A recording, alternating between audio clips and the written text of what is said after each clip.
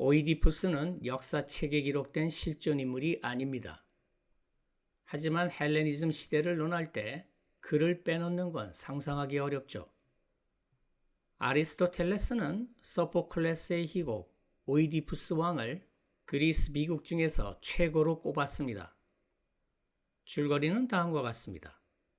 테베라는 도시에 역병이 창궐합니다. 국왕 오이디푸스는 사람들을 구하기 위해 선왕을 죽인 살인범을 추적하기 시작하죠. 예언자는 범인은 바로 너다 라고 지목하지만 오이디푸스는 이를 헛소리라고 무시합니다. 그러나 결국 자신이 길 위에서 죽였던 노인이 아버지인 선왕이었다는 게 밝혀집니다. 범인을 찾았더니 그게 나였다는 멋진 추리극 구조죠. 게다가 지금 곁에 있는 아내가 어머니라는 사실을 알게 됩니다.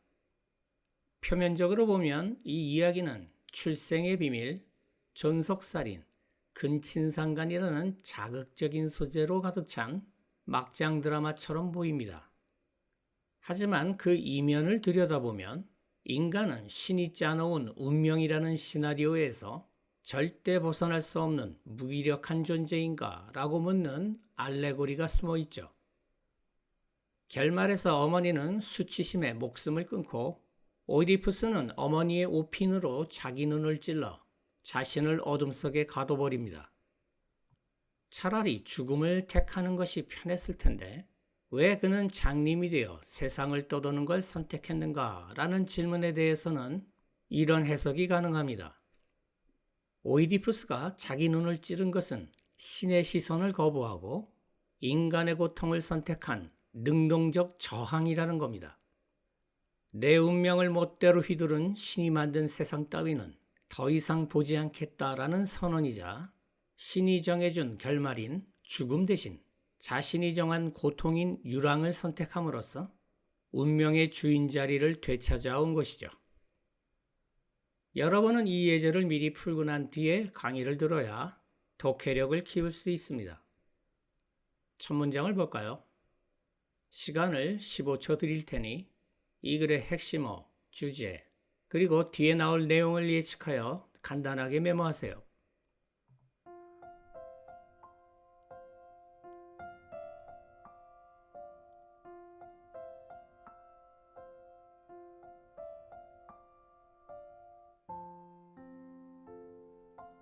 이제 같이 봅시다.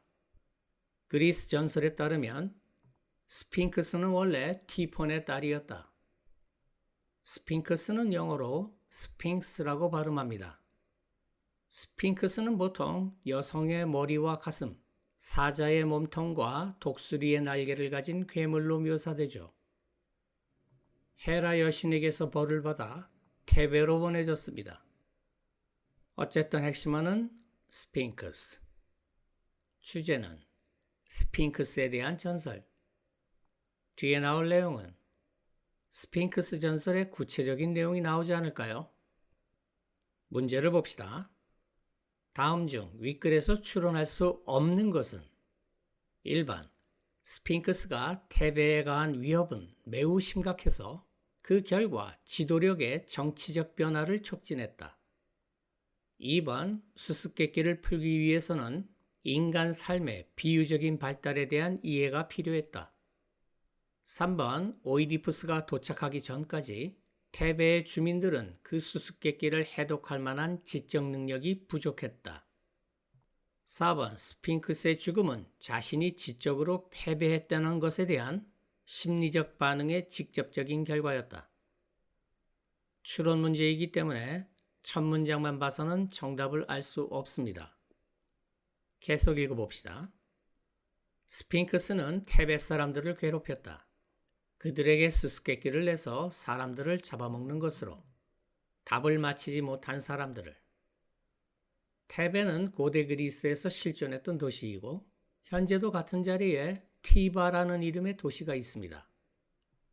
스핑크스의 수수께끼는 다음과 같았다. 무엇인가? 하나의 목소리를 가졌지만 4발이었다가 2발이었다가 3발이 되는 것은 많은 사람이 잡아먹힌 뒤에 테베의 지배자 크레온은 선언했다. 그가 왕국을 주겠노라고. 누구든 수수께끼를 마친 사람에게. 오이디푸스는 정답이 인간이라고 맞췄다.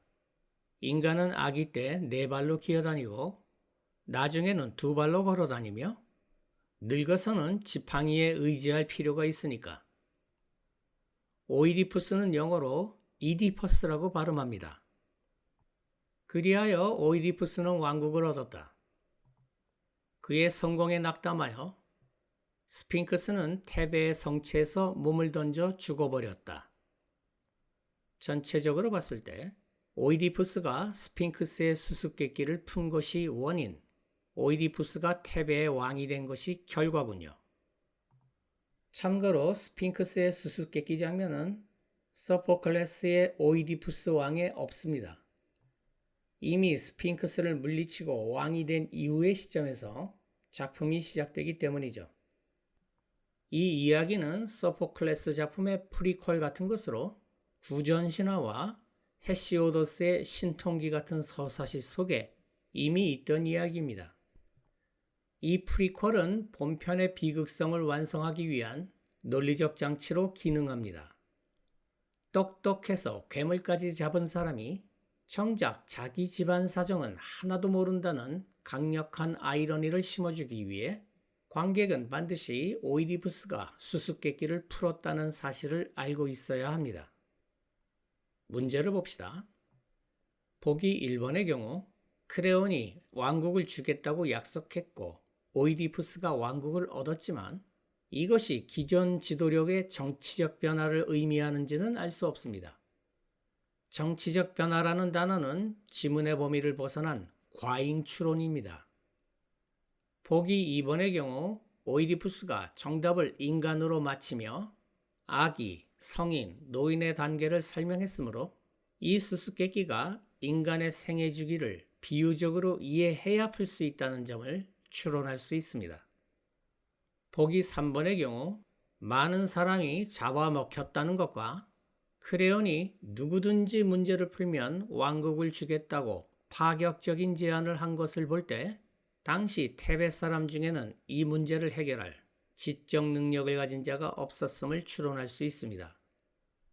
보기 4번의 경우 스핑크스가 오이디푸스의 성공에 당혹감을 느껴 스스로 몸을 던졌다는 말이 있으므로 그녀의 죽음이 패배에 대한 심리적 반응의 결과라는 건 타당한 추론입니다.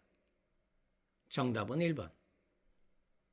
정신분석학의 창시자 프로이트는 그리스 미국에서 인간의 보편적 심리 모델을 발굴해냅니다.